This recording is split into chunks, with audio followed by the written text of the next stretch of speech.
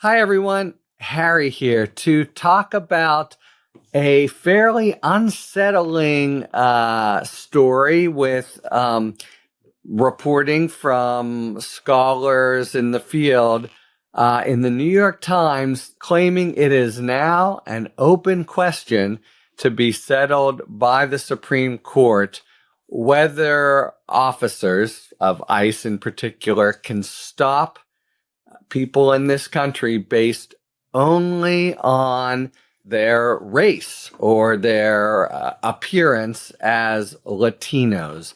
Now, I'm going to talk about the law and why I think it's still completely clear that it's unconstitutional. But let me just tell you, we have a number of scholars saying the court has put this in doubt with the recent ruling where they reversed a judge from Los Angeles who had held that ICE can't stop people based just on, and she named four things, though they're all of a piece: race, where they are looking for work, language, kind of work they are doing. And the lower court, district court judge said this is all proxies for impermissible characteristics. And most importantly, under the law, I'll expand in just a bit, you need something specific that really singles out possible people here illegally from people with traits that are had by thousands and thousands of people, literally.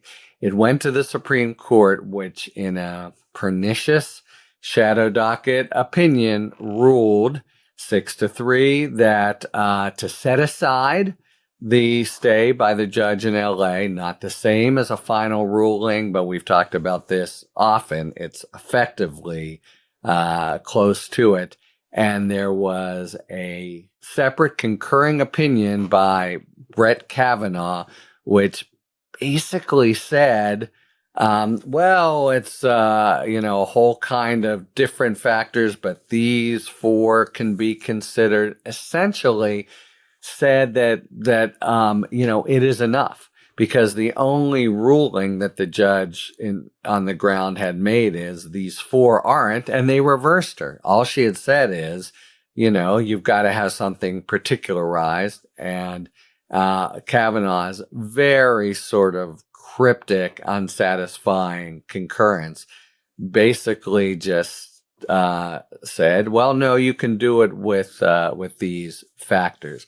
Okay. This is a straightforward Fourth Amendment question, not a sort of race discrimination one. The Fourth Amendment says you need particularized suspicion to stop somebody even briefly. You need much more than that, probable cause to arrest them, but you need something concrete, even to go up to them and say, excuse me, sir or ma'am, where are you from? Ask a few questions, and either at that point you've got probable cause and you can arrest them, or you don't and you walk away.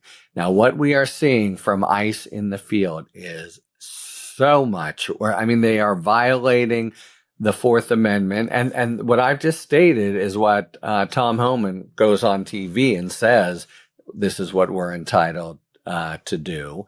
And what they're doing is violating it at every turn. So we have video and account again and again where they're just going right up to people and, among other things, arresting them, not just answering them, asking them a few questions, but literally taking them into custody.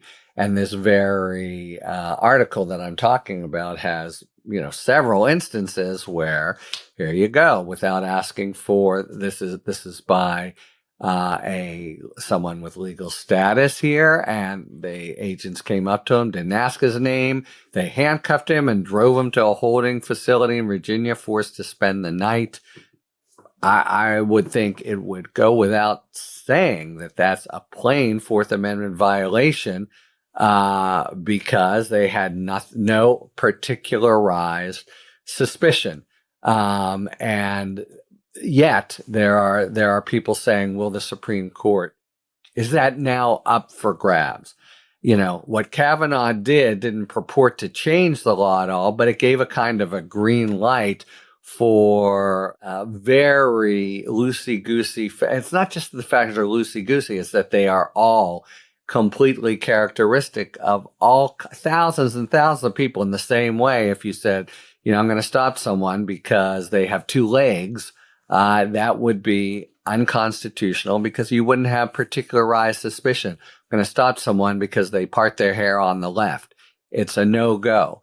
And so this has an extra element of equal protection under the law, of saying it's, not as simply as a matter of fact, but also as a matter of, equity and principles of equal protection. You can't just go up to somebody based on the color of their skin.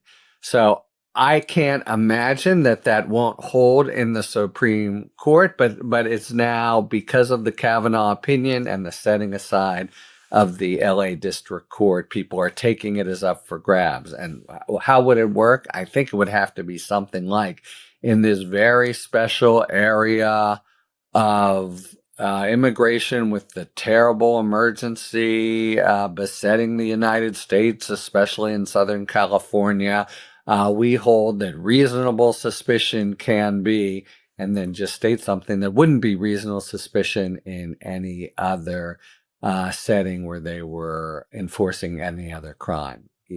Just hearing it shows how completely irrational, unsatisfying, and inconsistent it is with the law.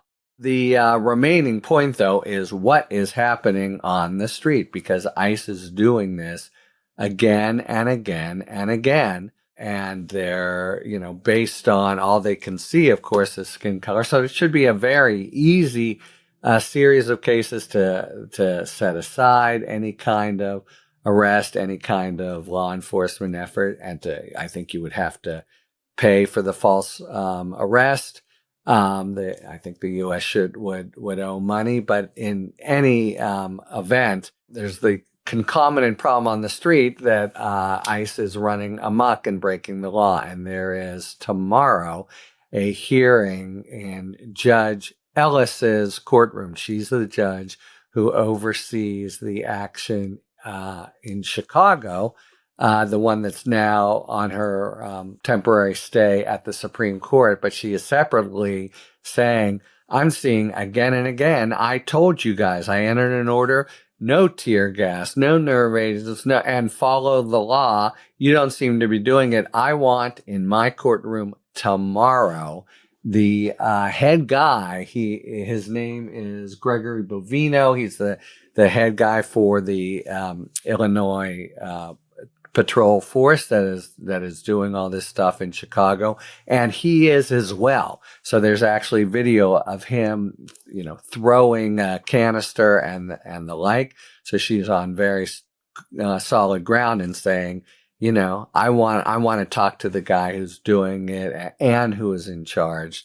And that could prompt quite a showdown in her court. She's obviously very upset at what she views as a continual series of violations of her order. So we have both a practical and a legal problem. The legal problem is that some suggestion that somehow, and it would be a travesty, and I don't, notwithstanding the scholars that are in this New York Times article, I just don't see it. I don't see the court changing Fourth Amendment and equal protection law that way, at least not expressly. I understand why people are taking Kavanaugh's concurrence as cryptic or very threadbare concurrence as an indication of it.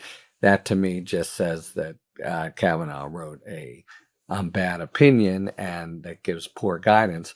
But even apart from that, we have just a raft of violations. These guys who have been received court order after court order about what they can or can't do just seem to be ignoring it, going in and cracking heads, and in many, many cases, at least, with no basis whatsoever, unless it's the skin color of the person that they are arresting and subjecting to unreasonable force. So that is going to continue to play out in a sort of concrete, on-the-ground, fact-driven dispute within district courts, even as perhaps, I say it won't happen, but perhaps this broader issue of greater powers for immigration officers than regular police would have potentially, some courts get the wrong idea from the Kavanaugh concurrence and go running.